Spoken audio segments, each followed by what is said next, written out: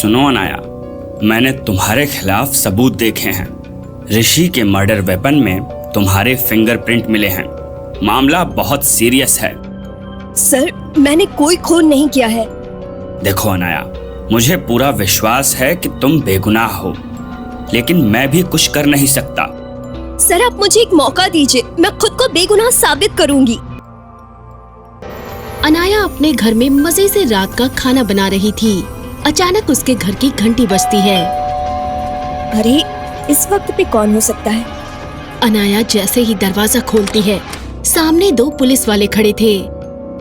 Miss Anaya, हम आपको ऋषि के कत्ल के इल्जाम में गिरफ्तार करने आए हैं।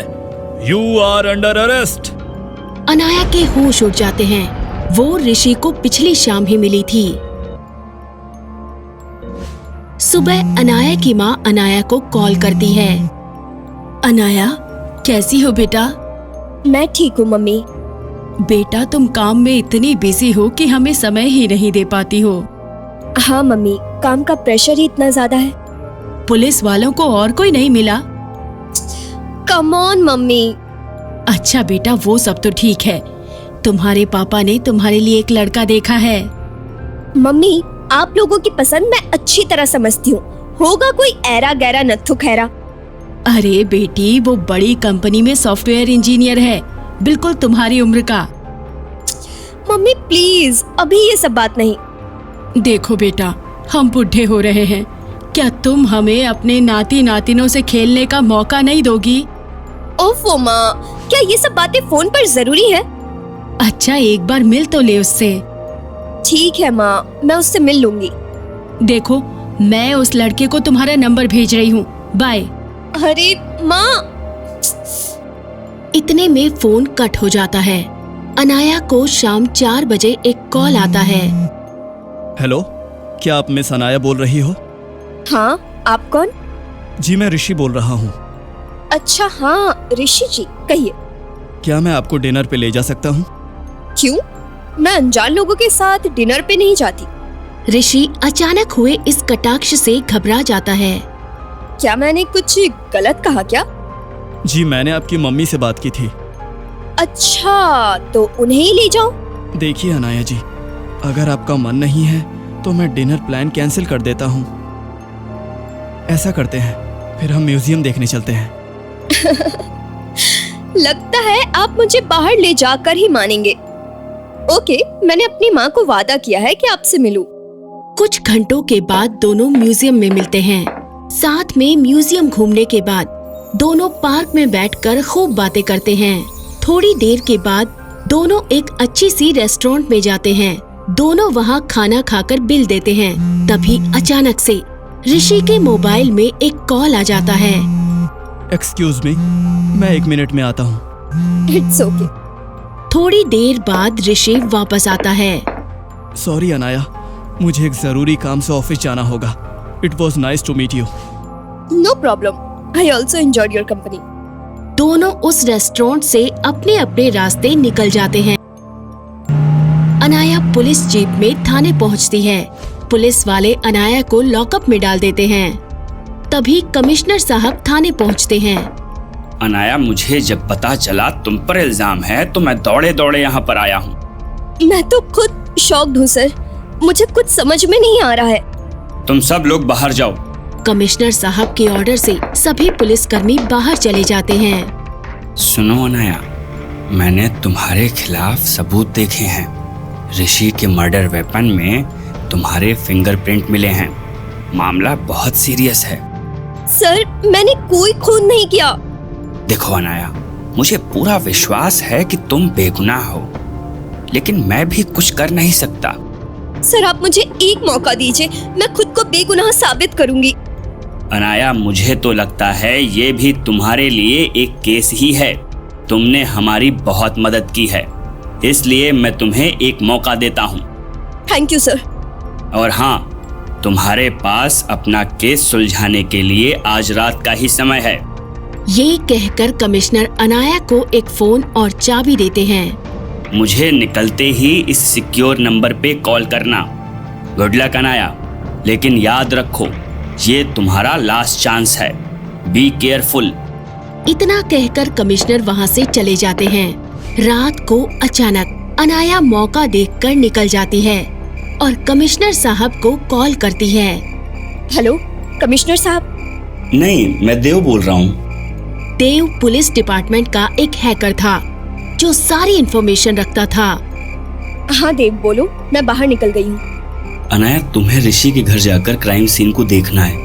मैं उसके घर का लोकेशन तुम्हारे फोन में भेज रहा हूँ। ठीक है। कुछ ही देर में अनाया ऋषि के अपार्टमेंट में पहुंचती है। जैसे ही वो उस अपार्टमेंट में घुसती है, अचानक वहाँ एक लाइट जलती है। डरो नहीं अनाया, मैं हूँ देव। देव, तुमने तो मुझे डरा ही दिया था। कमिश्नर साहब का ऑर्डर है कि मैं तुम्हारे साथ रहूँ। देव, मेरे पास आज रात का ही समय है। हाँ जानता हूँ। देव, क्या सबूत है मेरे खिलाफ? देव एक प्लास्टिक की बैग निकालता है। उसमें एक खून से सना हुआ प्लेट का टुकड़ा था। ये प्लेट मैं पहचान गई। ये उस रेस्टोरेंट का प्लेट है जहाँ मैं ऋषि के साथ गई थी। यानी ये तुम्हारा फिंगरप्रिंट किसी ने जानबूझकर उठाया। एग्जैक्टली। तो अब क्या? अब हमें उस रेस्टोरेंट में जाना होगा। अगर सीसीटीवी फुटेज निकले तो कातिल का पता चल जाएगा। अब हम उस कातिल तक धीरे धीरे पहुंच रहे हैं। Wow, you really have a brilliant mind. लेकिन एक दिक्कत है देव, वो रेस्टोरेंट अभी बंद होगा और मेरे पास आज रात का ही समय है। चिंता मत करो, तुम्हें सीसीटीवी फुटेज ही चाहिए ना, वो तुम मुझ पर छोड़ दो। आखिर ये हैकर कब काम आएगा? ये कहकर देव अपना कॉलर ऊपर करता है। अनाया एकदम से देव को गले लगा लेती है। देव भी शर्मा जाता है। दोनों फिर उस रेस्टोरेंट के लिए निकल जाते हैं। रेस्टोरेंट का गेट बंद पड़ा था। दोनों रेस्टोरेंट के पीछे वाले गेट के पास पहुंचते हैं। अभी क्या देव? अब देखो मैजिक। देव अपना लैपटॉप निकालता है और एक डिवाइस निकालता है। वो उस डिवाइस को सीसीटीवी के तार से कनेक्ट कर देता है। अब रेस्टोरेंट का सारा वीडियो उसके लैपटॉप में ट्रांसफर होने लगता है। मुझे पता नहीं था कि ये भी संभव हो सकता है। अनाया जी, ये डिवाइस सीबीआई वालों का है। इसकी कीमत करोड़ों में है। सच में तुम काफी काम के आदमी हो। सीसीटीवी रिकॉर्डिंग में दोनों देखने लगते हैं। अनाया और ऋषि जब वहाँ से निकलते हैं तो एक आदमी दस्ताने पहने आता है और चुपके से अनाया की प्लेट को सरका कर ले जाता है। वो मारा पापड़ वाले को। आपका मुजरिम मिल गया। ये तो कमाल हो गया। मेरी रिहाई के सबूत मिल गए। मैंने कहा था कि मैं बेगुनाह हूँ। अब चलो जल्दी से कमिश्नर साहब के पास चलते हैं। अगली सुबह सारे अखबार में हेडलाइन आती है, मशहूर जासूस अनाया को खून के इल्जाम में जेल। एक आदमी सुबह सुबह ये सब पढ़कर मुस्कुरा रहा था। अच्छा हुआ कि अनाया जेल चली गई। उसे अब समझ में आएगा कि गब्बर से बदला कितना महंगा पड़ता है।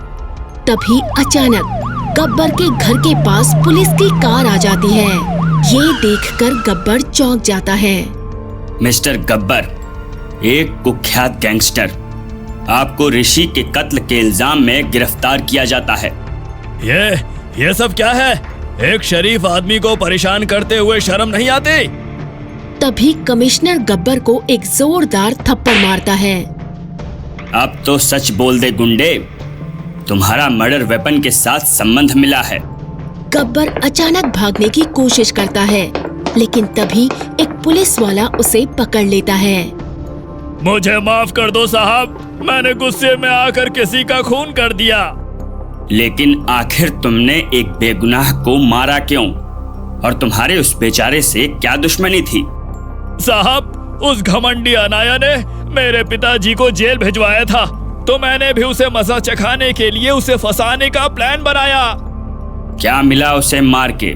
एक तो तुम भी जेल में सड़ोगे और उस बेचारे का अंतिम संस्कार होगा। ले जाओ इसे थाने। तभी अनाया और देव वहाँ पहुँचते हैं। इस आदमी को मैंने वीडियो देखते ही पहचान लिया था। जब पिछले साल इसके बाबूजी को जेल भेजा था तो इसने मुझे जान से मारने की धमकी दी थी। हाँ सही कहा, और इसने गलती से अपनी शक्ल कैमरा में खिंचवा ली, वरना हमें काफी पापड़ बेलने पड़ते हैं। इस बार थैंक यू बोलने की बारी मेरी है। थैंक यू कमिश्नर सर और देव। अगर आप दोनों ने मेरा भरोसा नहीं किया होता तो आज मैं जेल में होती। इस बात पे हम दोनों डेट पर चलें? Excuse me?